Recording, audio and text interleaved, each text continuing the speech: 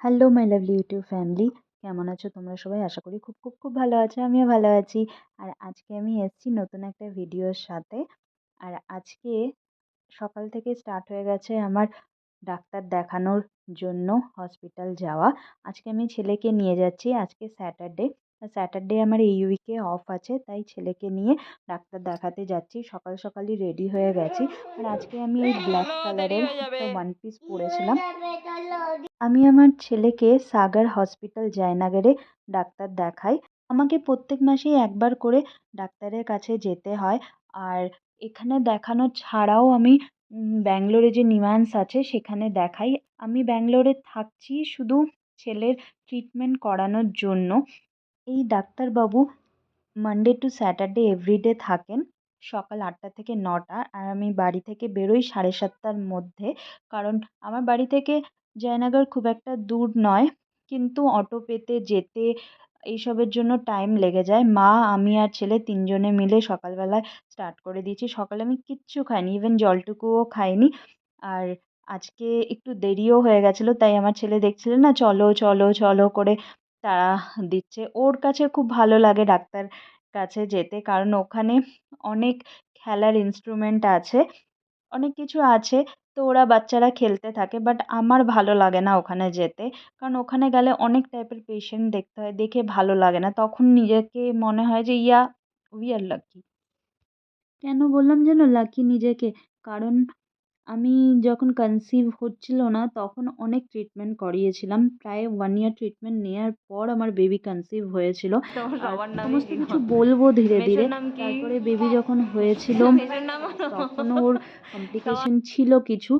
আর মাঝেও আমার almost 5th মান্থে আমার মিসক্যারেজ প্রায় হয়ে গেছিলো, কিন্তু আমার ডাক্তারের জন্যই সেটা কিছুভাবে আটকানো গেছিলো। তো তখন একটা ছোট্ট একটা অপারেশন হয়েছিল আমার 5th মান্থ, আমি যখন প্রেগনেন্ট ছিলাম। তারপরে আমার বেবি হওয়ার টাইম অনেক কমপ্লিকেসি ছিল, বাট বেবি হয়েছিল। ও সুস্থ ছিল, কিন্তু কিছু কমপ্লিকেশন নিয়েই ও হয়েছে। তো অনেকটাই কিউরেবল এটা আমার ছেলের যেটা হয়েছে। নিম্যান্স থেকে বলেছে 80% পর্যন্ত এটা রিকভারি হবে, বাট এটা ফুললি কিউরেবল নয়। 100% কোনো দিনই পসিবল নয়। আর ওর লেফট হ্যান্ডে যে প্রবলেমটা আছে সেটা একটা নিউরো প্রবলেম। সমস্ত কিছু আমি ডিটেলসে অন্য কোনো দিন কোনো একটা ভিডিওতে বলবো। আজকে দেখো সকাল থেকে ডাক্তার দেখাতে গেছিলাম। ওখানে ডাক্তার দেখানোর পর ওখানে ফিজিওথেরাপি করিয়ে আজকে তাড়াতাড়ি চলে এসেছিলাম। প্রায় 10:30টার মধ্যেই বলতে পারো বাড়ি ফিরে এসেছিলাম। তারপরে এসে আজকে আমি আমার গরম জলটা খেলাম, কারণ আমি তোমাদের বললামই যে আমি সকালে কিচ্ছু খেয়ে যাইনি। আর ছেলের জন্য কয়েকটা বিস্কিট নিয়ে গেছিলাম সাথে। তোমাদের দেখালামই, ও খেলছিল তখন ওকে একটু বিস্কিট খাওয়ানোর ট্রাই করছিলাম। আমার ছেলে বিশেষ কিছু খাবার খেতে পছন্দ করে না এখনো পর্যন্ত। খুবই অসুবিধা হয়, খাওয়ানো নিয়ে খুব ঝামেলা। আর মা ওর জন্য বানিয়েছিল এসেই তাড়াতাড়ি করে সুজি। তো মা আমাকে একটুখানি দিল, আর এটাই ছিল আমাদের আজকের ব্রেকফাস্ট। মাও সুজি খেয়েছে। আর তারপরে আমি কিচেনে এসছিলাম, দেখছিলাম যে মা কী করছে, তাই ভাবলাম যে মাকে একটু হেল্প করে দিই। সকালে ভাতটা অলরেডি রান্না করা হয়ে গেছে। আর আজকে ওলের তরকারি বানাচ্ছে মা। মা বলে যে বাটা মশলা দিয়ে রান্না করলে রান্না খুব টেস্ট হয়, কিন্তু আমাদের কাছে তো অত সময় নেই যে সকালবেলায় বাটা মশলা দিয়ে রান্না করব। তাই আমাদের তো নর্মাল যে প্যাকেট মশলা বা বাড়িতে যদি মিক্সিতে নিজেদের মতো করে মশলা তৈরি করে নিই তাহলে সম্ভব। আর আজকে মা যে মশলাটা দিয়েছিল তার মধ্যে জিরে বাটা ছিল, তেজপাতা বাটা ছিল, একটু আদা রসুন বাটা ছিল। আজকে স্যাটারডে, আমি মাকে বললাম আজকের দিনটা ছেড়ে দাও, আজকে আর নিরামিষ খাওয়ার দরকার নেই। তাই সকালে ব্রেকফাস্টেও আমরা বিশেষ কিছু খাওয়া হয়নি। মাকে বললাম যে ফ্রিজে তো ব্রেড রয়েছে, তাহলে একটু ব্রেড স্যান্ডউইচ বানাই। স্যান্ডউইচটা বানানো খুব ইজি। আর আমি নর্মালি ইউজ করি নর্মাল ব্রেড, যেটা ব্রাউন ব্রেড হয় সেটা ইউজ করি না, কারণ আমার ছেলে না ওই কালারটা দেখে খেতে চায় না।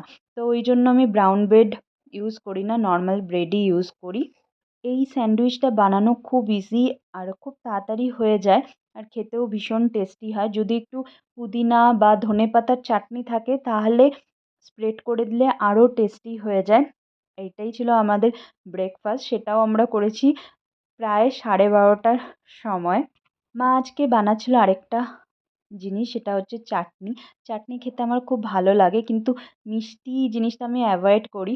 আমার ওয়েট 65 কেজি, আর যতই চেষ্টা করি কিছুতেই ওয়েটটাকে আমি কন্ট্রোল করতে পারি না বা কমাতে পারি না। অনেক ট্রাই করেও কিছুতেই কমছে না আমার ওয়েট। তো এইভাবেই চলছে। আর মা এখানে বানাচ্ছে চাটনি। চাটনি খেতে কার কার ভালো লাগে অবশ্যই কমেন্ট বক্সে জানিও। আমার তো আমের চাটনিটা বেশি ভালো লাগে টমাটোর চাটনির থেকেও। আর মা এই টমেটোর চাটনিতে দিয়েছে খেজুর। খেজুর, তারপরে যদি ড্রাই ফ্রুটস দেওয়া হয় তাহলে চাটনি আরও টেস্টি হয়। আর আমাদের যে বাঙালিদের বিয়েবাড়ি হয় সেখানে যে প্লাস্টিক আমের চাটনিটা দেয়, সেটা আমার ভীষণ ভালো লাগে খেতে। মা অনেকবার বাড়িতে বানিয়েছে, আবার যদি নেক্সট টাইম ওই আমের চাটনি বানায় তাহলে অবশ্যই তোমাদের সাথে আমি শেয়ার করব। আমরা অনেক সময় ভাবি অন্যদের দেখে হয়তো তারা অনেক সুখে আছে, ভালো আছে, কিন্তু এরকম নয়।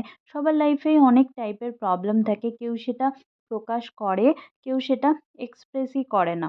আমিও চেষ্টা করি যতটা সম্ভব নিজের প্রবলেমগুলো কারোর সাথে শেয়ার না করার, কারণ শেয়ার করলেও প্রবলেমের কোনো সলিউশন হয় না, নিজের যুদ্ধ নিজেকে একাই লড়তে হয়। এখানে ব্যাঙ্গালোরে প্রায় 1 বছরের বেশি আমি ছেলেকে নিয়ে থাকছি শুধু ওর ট্রিটমেন্ট করানোর জন্য। আর দুপুরে পুজো দিয়ে স্নান টান করে বসে পড়েছিলাম লাঞ্চ করতে। আর আজকের লাঞ্চে ছিল আমার প্রিয় ভেন্ডি। ভেন্ডি সেদ্ধ আমার ভীষণ ভাল লাগে। আর তার সাথে মা একটা বাটা বানিয়েছিল, যেটা ছিল পটলের খোসা বাটা, সেটাও আমার ভীষণ প্রিয়। আর তোমরা কারা কারা পছন্দ করো অবশ্যই জানিও। বাটাটা ভীষণ ভালো লাগে, কিন্তু সময়ের অভাবে সবসময় করে ওঠা হয় না। আর লাঞ্চে ছিল ওলের তরকারি আর চাটনি। এটাই ছিল আজকের দুপুরের লাঞ্চ। লাঞ্চটা সিম্পল হলেও বেশ ভালো ছিল। আমার ছেলে এখন ঘুমাচ্ছে, তাই আমি ওকে এক্সারসাইজগুলো করিয়ে নিচ্ছি।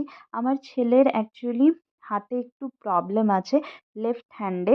নর্মালি ও হাত সেভাবে ইউজ করতে পারে না।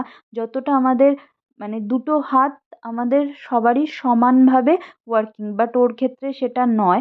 তাই আমাকে এক্সারসাইজ, ফিজিওথেরাপি এগুলো করিয়ে যেতে হয়। যখন ও ছোটো ছিল তখন করানোটা খুব ইজি ছিল, কারণ ও বুঝতো না, কিন্তু যত বড় হচ্ছে ওকে করানোটা খুব অসুবিধা হয়। আর ডাক্তার বলেছে যখন ও জেগে থাকবে তখন করাতে, কিন্তু সেটা পসিবল নয়। তারপর আমি ডক্টরকে জিজ্ঞেস করেছিলাম তাহলে যদি ও ঘুমায় তখন করানো যাবে, তখন ওরা বলেছে হ্যাঁ, কিন্তু ওটা অতটাও এফেক্টিভ নয়। কিন্তু দিনের বেলাতে বা যখন ও জেগে থাকে তখন কিছুতেই করানো সম্ভব হয় না। আর এটা হচ্ছে ওর হাতে বাঁধার একটা র্যাপার, যেটা আমাকে নিমহান্স থেকে দিয়েছে। নিমহান্সে আমি এভরি 3 মান্থে চেক আপ করানোর জন্য। আজকের ভিডিওটা এখানেই শেষ করলাম। সবাই খুব ভালো থেকো, সুস্থ থেকো। আবার দেখা হবে নতুন একটা ভিডিওতে। Bye bye, take care.